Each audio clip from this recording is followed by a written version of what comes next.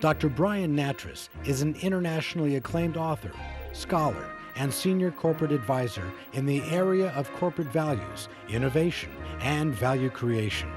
He is the co-author of 4 books, including the recently released Dancing with the Tiger, Learning Sustainability Step by Natural Step, which uses case studies to draw lessons in corporate responsibility and innovation.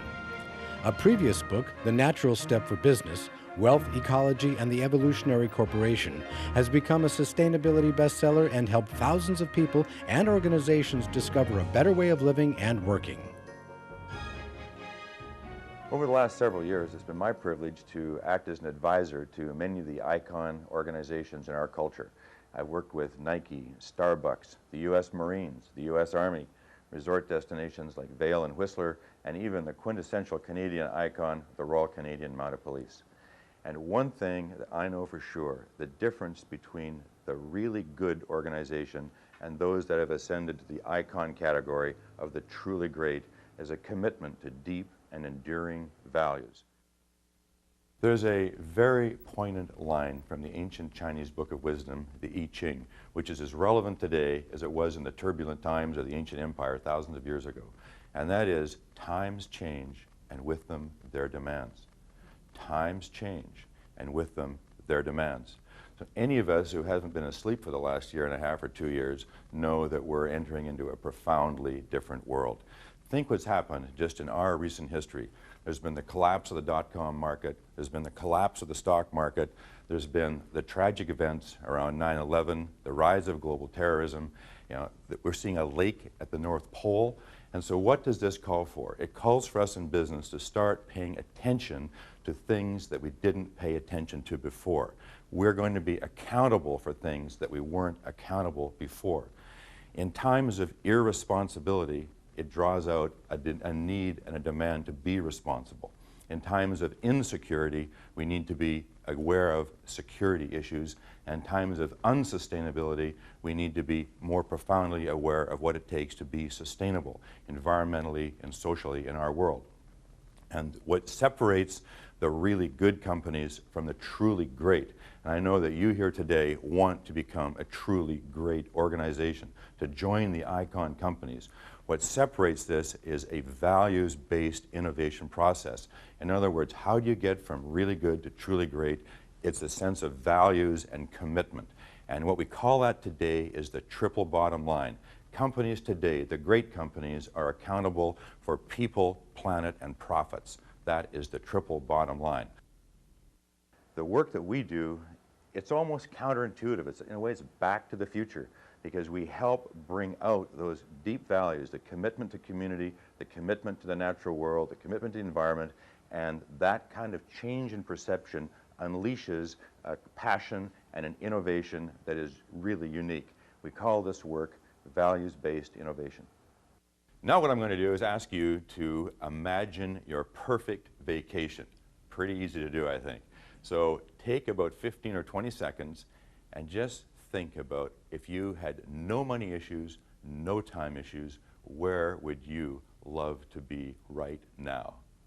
I mean, I know you'd love to be here, but if you had a choice, if you had a choice, where would you be? Okay. Can I have a volunteer? Who's got their perfect vacation in mind? Florence, Italy. Florence, Italy. Love it. Art, culture and art, right?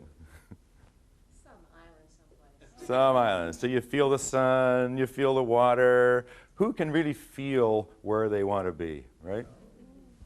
It's a good experience, right?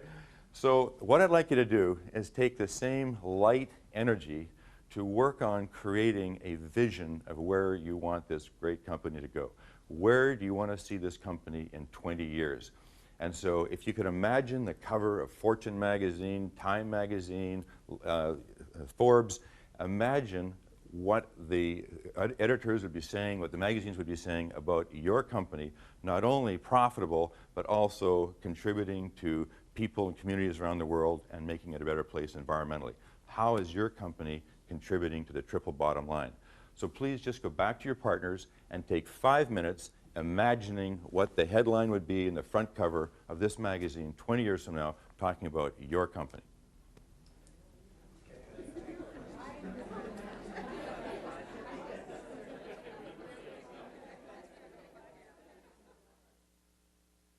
Our next slide is actually a Nike slide. And as you can see, it says, business is on the Titanic. And as most of you know, a few years ago, Nike hit an iceberg of its own on its labor issues. And it made a deep and profound commitment to never allow that to happen again. It never wanted to be caught off guard. And so as you can see from the next slide, also a Nike slide, changing course. And Nike has made a profound internal course change, and it's affecting every part of its operations. And it's really been my privilege to be part of the team that designed, facilitated, and implemented a 9-month culture change course throughout Nike's global operations. We actually had 100 people come in from around the world, from all different parts of the operations, to do 4 4-day offsites and train them to be change agents in sustainable development, bringing a new understanding of sustainable issues, environment and social issues. And from that has spawned a tremendous new innovation within the company, and particularly for women in the audience, because I know it tends to be you all that really look after the kids' clothes. There's a new product called BioBaby, and BioBaby is a wonderful shoe that is meant to be entirely environmentally sustainable.